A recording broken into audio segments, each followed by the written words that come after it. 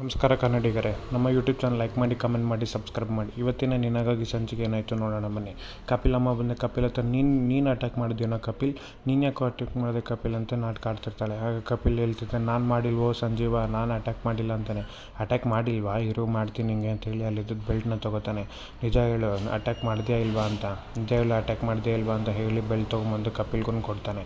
ಕೊಟ್ಟಿದ ತಕ್ಷಣ ಕಪಿಲ್, ಇಲ್ಲ ನಾನು ಮಾಡಿಲ್ಲ, ಅಟ್ಯಾಕ್ ಮಾಡಿಲ್ಲ, ನನಗೆ ಹೊಡಿತಾ ಇದೆಯಾ ಕಪಿಲ್ ಹೇಳ್ತಿರ್ತಾನೆ, ನಾನು ಮಾಡಿಲ್ಲ ಸಂಜೀವ, ನಾನು ಮಾಡಿಲ್ಲ, ಹೊಡಿಬೇಡ ನನಗೆ ಅಂತ. ಅವರಮ್ಮ ಎಷ್ಟು ಹೇಳಿದ್ರು ಸಂಜೀವ ಬಿಡೋದಿಲ್ಲ. ಹಾಗೆ ರಾಣಾ ಕೂಡ ಹೇಳ್ತಾನೆ, ಸಂಜೀವ ಅವನು ಅಟ್ಯಾಕ್ ಮಾಡಿಲ್ಲ, ಅವ್ನು ಹೊಡಿಬೇಡ ಅಂತಂದರೆ ಇಲ್ದಲ್ಲೇ ಕೆಲವರು ಹೊಡಿತಾನೆ ಇರ್ತಾನೆ. ರಾಣಾ ಕೂಡ ಹೇಳ್ತಿರ್ತಾನೆ, ಸಂಜೀವ ಅವನು ಹೊಡಿಬೇಡ, ಅವನು ಅಟ್ಯಾಕ್ ಮಾಡಿಲ್ಲ, ನಿಂಗೆ ಹೇಳಬೇಕು. ಅದಕ್ಕೆ ಅವ್ರ ಅಮ್ಮನೂ ಹೇಳ್ತಿರ್ತಾಳೆ, ನಿಂಗೇನೋ ಆಗಿದೆ ಸಂಜೀವ, ಅವ್ನಿಗೆ ಯಾಕೆ ಹಂಗೆ ಹೊಡಿತಾ ಇದೆಯಾ ಅನ್ನೋಷ್ಟರಲ್ಲಿ ಅವ್ರ ಅಪ್ಪ ಅಲ್ಲಿಗೆ ಬರ್ತಾರೆ. ಅವ್ರ ಅಪ್ಪ ಬಂದಿದ ತಕ್ಷಣ ಸಂಜೀವನ ನಿಲ್ಲಿಸು, ಹೊಡಿಬೇಡ ಅವ್ನಿಗೆ ಅಂತ ಹೇಳ್ತಾರೆ. ಆಗ ಅವ್ನು ಹೊಡಿಯೋದನ್ನು ನಿಲ್ಲಿಸ್ರಿ, ನನ್ನ ಮಗನಿಗೆ ಯಾಕೆ ಹೊಡಿತಾ ಇದೆ ಸಂಜೀವ, ಏನಾಯಿತು ಅಂತ ಕೇಳಿದಾಗ ಅವನು ಸಂಜೀವ ಹೇಳ್ತಾನೆ, ನಿಮ್ಮ ಮಗನೇ ರಚನೆ ಮೇಲೆ ಅಟ್ಯಾಕ್ ಮಾಡಿಸಿದ ರಾತ್ರಿ ಅಂತ ಹೇಳ್ತಾನೆ. ನಿಂಗೆ ಯಾಕೋ ಇಂಥ ಬುದ್ಧಿ ಬಂತು, ನಿಂಗೇನಾಗಿದೆ ಅಂತ ಅವ್ರ ಮೇಲೆ ಅಟ್ಯಾಕ್ ಮಾಡಿಸಿದ್ಯಾ ಅಂತ ಕೇಳ್ತಾನೆ ಅವರಪ್ಪ. ನಾನು ಅಟ್ಯಾಕ್ ಮಾಡಿಸಿಲ್ಲ, ಯಾರು ಹೇಳಿದೆ ನಾನು ಅಟ್ಯಾಕ್ ಮಾಡಿಸಿದ್ದೀನಿ ಅಂತ. ಅವನೇನು ಹುಚ್ಚಿನ ಥರ ಆಡ್ತಿದ್ದಾನೆ ಅಂತಂದರೆ ನಾನೇನು ಮಾಡಲಿ ಅಂತ ಹೇಳ್ತಾನೆ. ಅಕ್ಕ ಬಾಲ ಹೇಳ್ತಾನೆ, ಜೀವ ಸಮಾಧಾನ ಮಾಡ್ಕೊ, ಅಲ್ಲಿ ರಚನೆಗೆ ಎಚ್ಚರ ಆಗಿದೆ ಬಾ ಅಂತ ಹೇಳ್ತಾರೆ. ಸರಿ ಅಂತ ಅಲ್ಲಿನ ಹೋಗ್ಬೇಕಾದ್ರೆ, ಚಿಕ್ಕಪ್ಪ ನಾನು ಹೇಳ್ತಾ ಇದ್ದೀನಿ ಈಗಲೇ, ನಾಳೆ ಪೊಲೀಸವ್ರು ಬಂದು ಎಂಕ್ವೈರಿ ಶುರು ಮಾಡೋವರೆಗೂ ಕಪಿಲ್ ಇಲ್ಲೇ ಇರಬೇಕು, ಎಲ್ಲೂ ಹೋಗೋಂಗಿಲ್ಲ, ಮನೆಯಿಂದ ಏನಾರು ಹಚ್ಚೋದ್ರೆ ನಾನು ಸುಮ್ಮನೆ ಇರಲ್ಲ ಅಂತ ಹೇಳ್ತಾನೆ. ದೇವಿ ಅದಕ್ಕೆ ಅಣ್ಣ ಏನು ಮಾಡೋಕ್ಕೆ ಹೊರಟಿದ್ದಾನೆ ಅಂತ ಯೋಚನೆ ಮಾಡ್ತಿರ್ತಾಳೆ. ಅದನ್ನು ಹೇಳಿ ಇಲ್ಲೇ ಇರಬೇಕು, ಎಲ್ಲೂ ಹೋಗೋಂಗಿಲ್ಲ ಅಂತ ಹೇಳಿ ಅಲ್ಲಿಂದ ಹೊರಡ್ತಾನೆ. ಇಲ್ಲಿ ಕೃಷ್ಣನಿಗೆ ಸಮಾಧಾನ ಮಾಡಿ ರಚನಾ ಹಾಗೆ ಕಣ್ಮುಚ್ಚಿ ಮಲಗಿರ್ತಾಳೆ. ಜೀವ ಅಲ್ಲಿಗೆ ಬರ್ತಾನೆ. ರಚನಾ ನೋಡಿ ಎಚ್ಚರ ಆಗಿದೆ ಇವ್ರಿಗೆ ಅಂತ ಹೇಳಿ ಹಾಸಿಗೆ ಮೇಲೆ ಕುತ್ಕೊಂಡಾಗ ರಚನಾ ಹಾಗೆ ಕಣ್ಬಿಟ್ಟು ನೋಡ್ತಾಳೆ. ಜೀವ ಬಂದಿರ್ತಾನೆ. ಹಾಗೆ ಎಚ್ಚರ ಮಾಡ್ಕೋತಾಳೆ. ಜೀವ ಕೇಳ್ತಾನೆ, ಹೇಗಿದ್ದೀರಾ ರಚನಾ ಅಂತ ಕೇಳಿದಾಗ, ನಾನು ಆರಾಮಾಗಿದ್ದೀನಿ, ನೀವೇನು ತಲೆ ಕೆಡಿಸ್ಕೋಬೇಡಿ ಅಂತ ಹೇಳ್ತಾಳೆ. ಅದಕ್ಕೆ ಜೀವ ಹೇಳ್ತಾನೆ, ಇದಕ್ಕೆ ಹೇಳಿದ್ದು ನಾನು, ಈ ಭಯದಲ್ಲೇ ಇರಬೇಕು ನಾವು, ಪ್ರತಿದಿನ ಈ ಭಯದಲ್ಲಿ ಇರಬೇಕು ಅನ್ನೋ ಕಾರಣಕ್ಕೆ ನಾನು ಹೇಳಿದೆ ಈ ಮನೇಲಿ ಇರೋದು ಬೇಡ ಅಂತ. ಅದೇ ನೀವೇ ಅರ್ಥ ಮಾಡ್ಕೋತಿಲ್ಲ, ನಾನು ಯಾಕೆ ಹೇಳ್ತಾ ಇದ್ದೀನಿ ಅಂತ ಜೀವ ಹೇಳ್ತಾರೆ. ಅದಕ್ಕೆ ರಚನೆ ಹೇಳ್ತಾಳೆ, ಎಷ್ಟು ದಿನ ಅಂತ ಹೀಗೆ ಏನಂತ ನಮ್ಗೆ ಮಾಡ್ತಾರೆ ಹೇಳಿ, ಮಾಡಲಿ, ಅವ್ರು ಏನು ಮಾಡ್ತಾರೋ ಅದೇ ಮಾಡಲಿ, ನಾವು ಅದನ್ನು ಫೇಸ್ ಮಾಡೋಣ. ನಾವು ಧೈರ್ಯವಾಗಿ ಎದುರು ನಿಂತ್ಕೊಂಡ್ರೇ ಅವ್ರಿಗೆ ಅರ್ಥ ಆಗುತ್ತೆ, ಇವ್ರು ಎದ್ರುಕೊಂಡು ಓಡೋಗೋರಲ್ಲ ಅಂತ ಅವರೇ ಸುಮ್ಮನೆ ಆಗ್ತಾರೆ. ನಾವು ಯಾವಾಗ ಒಂದು ಸಲ ಎದ್ರುಕೊಂಡು ಓಡೋಗ್ತೀವೋ ಅವ್ರಿಗೆ ಅದು ಗೊತ್ತಾಗುತ್ತೆ ನಾವು ಎದುರ್ಕೋತಾ ಇದ್ದೀವಿ ಅಂತ, ಓಡೋಗ್ತೀವಿ ಅಂತ ಅನ್ಕೋತಾರೆ. ಅದು ಬದಲು ನಾವು ಇಲ್ಲೇ ಇದ್ದು ಏನು ಬರುತ್ತೋ ಅದನ್ನು ಫೇಸ್ ಮಾಡಲೇಬೇಕು. ಅದಕ್ಕೆ ನಾನು ಡಿಸೈಡ್ ಮಾಡಿದ್ದೀನಿ, ಏನೇ ಹೋದರೂ ನಾವು ಇಲ್ಲೇ ಇರಬೇಕು, ಈ ಮನೇಲೇ ಇರಬೇಕು ಅಂತ. ಅದಕ್ಕೆ ಜೀವ ಹೇಳ್ತಾನೆ, ನಿಮ್ಗೆ ಯಾಕೆ ಇಂಥ ಹಠ, ನಾನು ನಿಮ್ಗೆ ಹೇಳ್ತಾ ಇದ್ದೀನಲ್ಲ ಅಂತ ಹೇಳಿದ್ರು ಅವ್ಳು ಕೇಳಲ್ಲ. ಅದಕ್ಕೆ ಜೀವ ಸರಿ ಆಯಿತು, ಇವಾಗ ಅದನ್ನೆಲ್ಲ ಇರಲಿ, ರೆಸ್ಟ್ ಮಾಡಿ ನೀವು ಅಂತ ಹೇಳಿ ಹಾಗೆ ಮಲ್ಕೊಳ್ಳಿ ಅಂತ ಹೇಳ್ತಾನೆ. ಅವಳನ್ನ ಮಲಗಿಸಿ ಅವನು ಆಚೆ ಹೋಗ್ತಾನೆ. ಇಲ್ಲಿ ರಚನಾ ಹಾಗೆ ಯೋಚನೆ ಮಾಡಿದಾಗ ಮಲಗ್ತಾಳೆ. ಬೆಳಗ್ಗೆ ಆಗುತ್ತೆ. ಬೆಳಗ್ಗೆ ಆಗಿದ ತಕ್ಷಣ ಎಲ್ಲರೂ ಹಾಲಲ್ಲಿ ಸೇರಿರ್ತಾರೆ. ಹಾಲಲ್ಲಿ ಸೇರಿದಾಗ ಅಲ್ಲಿಗೆ ಜೀವ ಆಲ್ರೆಡಿ ಪೊಲೀಸರಿಗೆ ಕರೆಸಿರ್ತಾನೆ. ಎಲ್ಲರೂ ಎಲ್ಲೋಗಿದ್ದು, ಇವರು ರಾಣಾ, ಕಪಿಲ್, ಕನಕಾಂಬರಿ ಮತ್ತು ದಾಮಿನಿ ಮತ್ತು ಇವ್ರು ನಿಮ್ಮ ಚಿಕ್ಕಪ್ಪ. ಅಲ್ಲಿ ಜೀವ, ನಿಮಗೇನು ಅನಿಸುತ್ತೆ ಇದ್ರ ಅಟ್ಯಾಕ್ ಬಗ್ಗೆ ಅಂದಾಗ, ಯಾರೋ ನೈಟ್ ಬಂದು ಅಟ್ಯಾಕ್ ಮಾಡಿದ್ದಾರೆ, ಬಟ್ ಯಾರು ಅಟ್ಯಾಕ್ ಮಾಡಿದ್ದಾರೆ ಅಂತ ಗೊತ್ತಿಲ್ಲ ಅಂತ ಜೀವ ಹೇಳ್ತಾನೆ.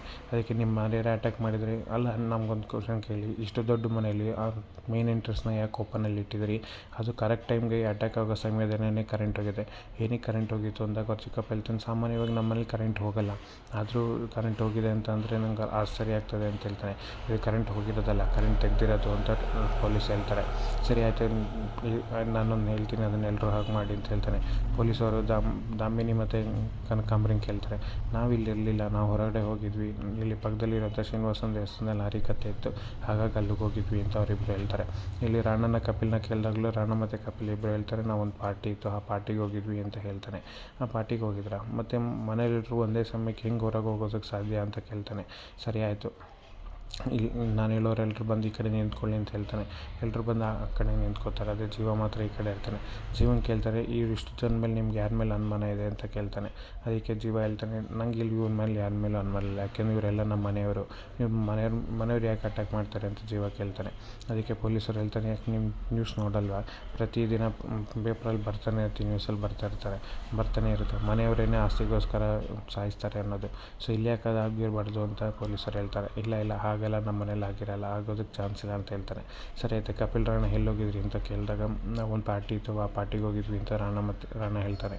ರಾಣಾ ಅದಕ್ಕೆ ಕಾಪು ತೋರಿಸು ಅಂತ ಹೇಳ್ತಾನೆ. ಹಾಗಾದ್ರೆ ಕಪಿಲ್ ಒಂದೊಂದು CCTV ತೋರಿಸ್ತಾನೆ ರಿಸಲ್ಟ್ ಇರೋದನ್ನು. ಆಗ ಪೊಲೀಸರನ್ನು ಕೇಳ್ತಾನೆ, ನಾವು ಮುಂಚೆ ಬಂದು ಕೇಳ್ತೀವಿ ಅನ್ನೋದು ಗೊತ್ತಿತ್ತು ಅನ್ನೋ ಕಾರಣಕ್ಕೇ ಆಲ್ರೆಡಿ CCTV ಕ್ಯಾಮ್ರದ್ದು ರೆಕಾರ್ಡಿಂಗ್ ಇಟ್ಕೊಂಡಿದ್ದೀರಾ ಅಂತ ಹೇಳ್ತಾನೆ. ಅದಕ್ಕೆ ರಾಣಾ ಹೇಳ್ತಾನೆ, ಇಲ್ಲ ಸಂಜೀವ ಬೆಳಗ್ಗೆ ಹೇಳ್ತಿದ್ದ ಪೊಲೀಸರು ಕಂಪ್ಲೇಂಟ್ ಕೊಡ್ತೀನಿ, ಅವ್ರು ಬಂದು ವಿಚಾರಿಸ್ತಾರೆ ಅಂತಿದ್ದ. ಹಾಗಾಗಿ ಮುಂಚೆನೇ ಸೇಫ್ ಸೈಡ್ಗೆ ಇರಲಿ ಅಂತ ಇದನ್ನು ಇಟ್ಕೊಂಡಿದ್ವಿ ಅಂತ ಹೇಳ್ತಾನೆ. ಇಲ್ಲಿ ಕನಕಾಂಬ್ರನ್ ಕೇಳಿದಾಗಿಲ್ಲ, ನಾವು ಪಕ್ಕದಲ್ಲಿ ಒಂದು ದೇವಸ್ಥಾನಕ್ಕೆ ಹರಿಕತೆಗೆ ಹೋಗಿದ್ವಿ ಅಂತ ಹೇಳಿದ್ವಲ್ಲ, ನಾವು ಅಲ್ಲಿದ್ವಿ ಅಂತ ಹೇಳ್ತಾನೆ. ಎಲ್ಲರೂ ಸ್ಟ್ರಾಂಗ್ ಆಗಿರೋಂಥ ಪ್ರೂಫೇ ಇಟ್ಕೊಂಡಿದ್ದೀರಾ ಅಂತ ಹೇಳ್ತಾನೆ. ದೇವಿ ನೀವೆಲ್ಲಿ ಹೋಗಿದ್ರಿ ಅಂತ ಕೇಳಿದಾಗ ದೇವಿ ಕೂಡ ನಮ್ಮ ಜೊತೆ ರೆಸಾರ್ಟಲ್ಲಿದ್ಲು ಅಂತ ಒಂದು ಸಿಟಿಗೆ ತೋರಿಸ್ತಾನೆ. ಆಗ ಬಾಲಂಗ್ ಶಾಕ್ ಆಗುತ್ತೆ.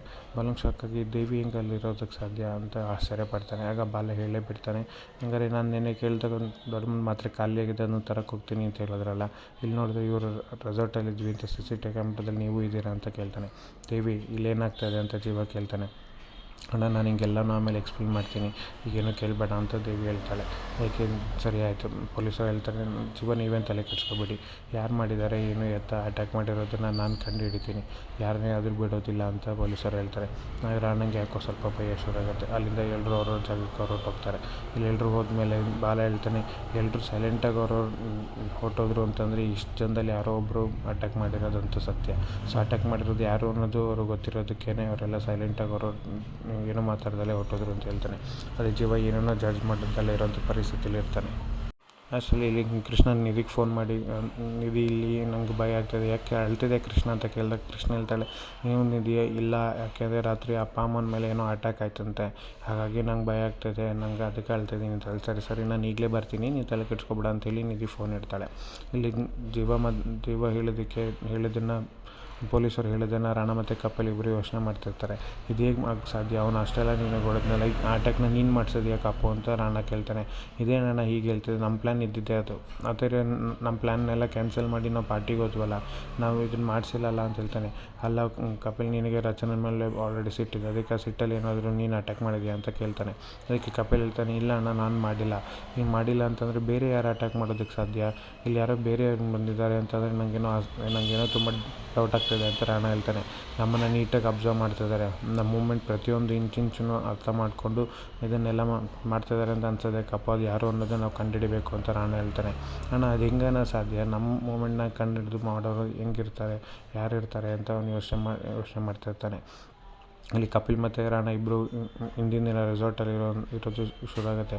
ಆ ರೆಸಾರ್ಟಿಗೆ ದೇವಿನ ಕರೆದಿರ್ತಾರೆ. ದೇವಿ ಅಲ್ಲಿ ಹೋದಾಗ ಕಪಿಲ್ ಮತ್ತು ರಾಣ ಇಬ್ಬರು ಹೇಳ್ತಾರೆ, ಬಾ ತಂಗಿ ಬಾ, ನನ್ನ ಕ್ಯೂಟೆಸ್ಟ್ ತಂಗಿ ಬಾ ಅಂತ ಹೇಳ್ತಾರೆ. ಏನಣ್ಣ ಇದೆಲ್ಲ ನನ್ನನ್ನು ಯಾಕೆ ಇಲ್ಲಿ ಕರೆದಿದ್ಯಾ ಅಂತ ದೇವಿ ಕೇಳೋದಕ್ಕೆ ರಾಣ ಹೇಳ್ತಾನೆ, ನಾನು ಇಲ್ಲಿ ಕರೆದಿರೋ ಉದ್ದೇಶ ಬೇರೆಯೇ ಇದೆ, ನೀನು ರಚನನ ಹತ್ರ ನೈಸಾಗಿ ಮಾತಾಡಬೇಕು, ಅವಳ ಹತ್ರ ಹೇಗಾದರೂ ಮಾಡಿ ಎಲ್ಲ ಆಸ್ತಿ ನನ್ನ ಹೆಸರು ಬೈ ಅಂತ ಹೇಳೋ ಥರ ನೀನು ಮಾಡಬೇಕು ಅಂತ ಹೇಳ್ತಾಳೆ. ಅದು ಹೆಂಗೆ ಆಗೋದು ಸಾಧ್ಯ, ಅದು ಅವ್ರ ಹೆಸರು ಇರೋದು ನಾನು ಹೆಂಗೆ ಹೇಳೋದಕ್ಕಾಗುತ್ತೆ ಅಂದಾಗ, ಯಾಕೆ ನೀನು ಮಾಡಲೇಬೇಕು, ಅವ್ನು ಬರಲಿ ಅವ್ನು ಇರಲಿ ಅಂತ ನೀನು ಮನೇಲಿ ಎಲ್ಲನೂ ಹೇಳ್ತೀಯ ಎಲ್ಲನೂ ಮಾಡ್ತೀಯ ಅಂತ ಅಂದಮೇಲೆ ಈ ಕೆಲಸ ನೀನು ಮಾಡೋದಲ್ಲಿ ಏನಿದೆ, ಅವಳು ಆಸ್ತಿ ಬರ್ಕೊಡ್ಲಿಲ್ಲ ಅಂತ ಅಂದರೆ ನಾನು ಏನು ಮಾಡುತ್ತೀನೋ ಮುಂದಕ್ಕೆ ನನಗೆ ಗೊತ್ತಿಲ್ಲ, ನಾನು ಮಾಡೋದನ್ನು ಅವ್ರು ಫೇಸ್ ಮಾಡಲೇಬೇಕಾಗತ್ತೆ ಅಂತ ರಾಣ ಕಪಿಲ್ ಹೇಳ್ತಾನೆ. ಇಲ್ಲಿ ಜೀವ ದೇವಿನ ಕೇಳ್ತಾನೆ, ದೇವಿ ಈಗ ಅದು ಹೇಳು, ನೀನು ಯಾಕೆ ರೆಸಾರ್ಟ್ಗೆ ಹೋಗಿದ್ದನ್ನು ಮುಚ್ಚಿಟ್ಟೆ ಅಂತ ಹೇಳಿದಾಗ, ಇಲ್ಲ ಅನ್ನೋದು ಮುಚ್ಚಿಡೋದಕ್ಕೆ ಬೇರೆ ಕಾರಣನೇ ಇದೆ, ಆ ಕಾರಣಕ್ಕೋಸ್ಕರ ನಾನು ಇದನ್ನೆಲ್ಲ ನಿಂಗೆ ಹೇಳಿಲ್ಲ ನಿನ್ನೆ ಅಂತ ಹೇಳ್ತಾಳೆ.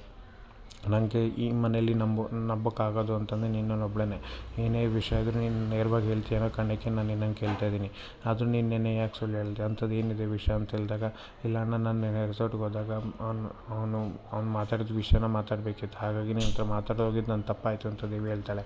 ಇದರಲ್ಲಿ ನೀನು ಹೋಗಿದ್ದನ್ನು ಮುಚ್ಚಿಡುವಂಥದ್ದು ಏನಿದೆ, ಇದರಲ್ಲಿ ನನಗೇನು ತಪ್ಪಾಗತ್ತೆ ಅಂತ ಅನ್ನಿಸ್ತಿಲ್ಲ ಅಂತ ಜೀವ ಹೇಳ್ತಾನೆ. ಇಲ್ಲ ಅಣ್ಣ, ರಾಣ ಹೇಳಿದ್ದನ್ನು ನಿಂಗೆ ಹೇಳಬೇಕಂತ ಅಂದ್ಕೊಂಡೆ, ಬಟ್ ಇಲ್ಲಿ ಅಟ್ಯಾಕ್ ಮಾಡಿಸಿದ್ದು ಅವರಲ್ಲ, ಅವ್ರು ನನ್ನ ಜೊತೆನೇ ಇದ್ದರು ಅಂತ ಹೇಳ್ತಾಳೆ. ಹಂಗಾರೆ ಈ ಅಟ್ಯಾಕ್ ಮಾಡಿಸಿದ್ದು ಯಾರು, ಬೇರೆ ಯಾರನ್ನ ನಮಗೆ ಶತ್ರು ಇದ್ದಾರಾ, ಇಲ್ಲ ನಮ್ಮನ್ನು ಯಾರು ಕ್ಲೋಸಾಗಿ ವಾಚ್ ಮಾಡ್ತಿದ್ದಾರಾ ಅಂತ ದೇವಿನ ಕೇಳ್ತಾನೆ. ಅಣ್ಣ ನಂಗೆ ಸ್ವಲ್ಪ ಟೈಮ್ ಕೊಡು, ನಂಗೆ ಯಾರಾದರೂ ಗೊತ್ತಿದ್ದರೆ ಎಲ್ಲರನ್ನೂ ಲಿಸ್ಟ್ ಮಾಡಿ ನಿಂಗೆ ಕೊಡ್ತೀನಿ, ಆಗ ನಿಂಗೆ ಗೊತ್ತಾಗುತ್ತೆ ಅಂತ ಹೇಳ್ತಾಳೆ. ಸರಿ ಆಯಿತು, ಏನು ಮಾಡಬೇಕು ಗೊತ್ತಿಲ್ಲ, ಏನಾದ್ರು ಮಾಡ್ತೀನಿ ಅಂತ ಹೇಳಿ ರಚನೆ ನೋಡೋಕ್ಕೆ ಅಂತ ಜೀವ ಹೋಗ್ತಾನೆ. ಇಲ್ಲಿ ದೇವಿ ಯೋಚನೆ ಮಾಡ್ತಾ ಹಾಗೆ ನಿಂತ್ಬಿಡ್ತಾಳೆ.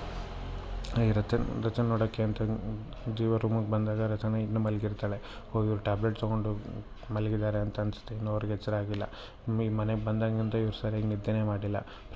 ಪ್ರತಿದಿನ ಏನಾದರೂ ಒಂದು ಆಗ್ತಾನೆ ಇದೆ. ಪ್ರತಿ ರಾತ್ರಿನೂ ಲೇಟಾಗಿ ಮಲ್ಕೋತಾರೆ, ಮತ್ತು ರಾತ್ರಿ ಏನೋ ಕೇಳಿಸ್ತು ಅಂತ ತಿಂತಿರ್ತಾರೆ. ಸೊ ಅವ್ರು ಚೆನ್ನಾಗಿ ನಿದ್ದೆ ಮಾಡಲಿ, ಅವ್ರು ನಿದ್ದೆಯಿಂದ ಎಚ್ಚರ ಆಗೋವರೆಗೂ ನಾನು ಹಿಂಗೆ ಇಲ್ಲೇ ಕೂತ್ಕೊಂಡು ವೆಯ್ಟ್ ಮಾಡೋಣ ಅಂತ ಹೇಳ್ತಾನೆ. ಅಂದ್ಕೊಂಡು ಅಲ್ಲೇ ಕೂತ್ಕೋತಾನೆ. ಆಗ ಅವಳಿಗೆ ಎಚ್ಚರ ಆಗ್ತಾ ಇರುತ್ತೆ. ಎಚ್ಚರ ಆಗೋಕ್ಕೂ ಮುಂಚೆ ಅವಳು ನಿದ್ದೆಗಣ್ಣಲ್ಲೇ ಕಣ್ವರ್ಸ್ಕೊಂಡು ಬೆಚ್ಚ ಬಿದ್ದು ಜೀವ ಅಂತ ಎದ್ದು ಕೂತ್ಕೋತಾಳೆ. ಆಗ ಜೀವ ಅಲ್ಲೇ ಪಕ್ಕದಲ್ಲೇ ಇರೋದು ನೋಡಿ, ರಚನಾ ಇಲ್ಲೇ ಇದ್ದೀನಿ ಜೀವ ನಿಮ್ಗೇನೂ ಆಗಿಲ್ಲ ಅಲ್ವಾ ಅಂತ ಎದುರು ಕೂತ್ಕೋತಾಳೆ. ಆಗ ಜೀವ ಹೇಳ್ತಾನೆ, ನನಗೇನೂ ಆಗಿಲ್ಲ ರಚನಾ, ನೋಡಿ ನಾನು ಇಲ್ಲೇ ಇದ್ದೀನಿ, ನಿಮ್ಮ ಪಕ್ಕನೇ ಇದ್ದೀನಿ ಅಂತ ಹೇಳ್ತಾನೆ. ಆಗ ರಚನಾ ಅವನ್ನ ತಗೊಂಡು ಅಳ್ತಾ ಇರ್ತಾಳೆ, ಒಂದು ಸಮಾಧಾನ ಮಾಡ್ತಾ ಇರ್ತಾನೆ. ಮುಂದೇನಾಗುತ್ತೆ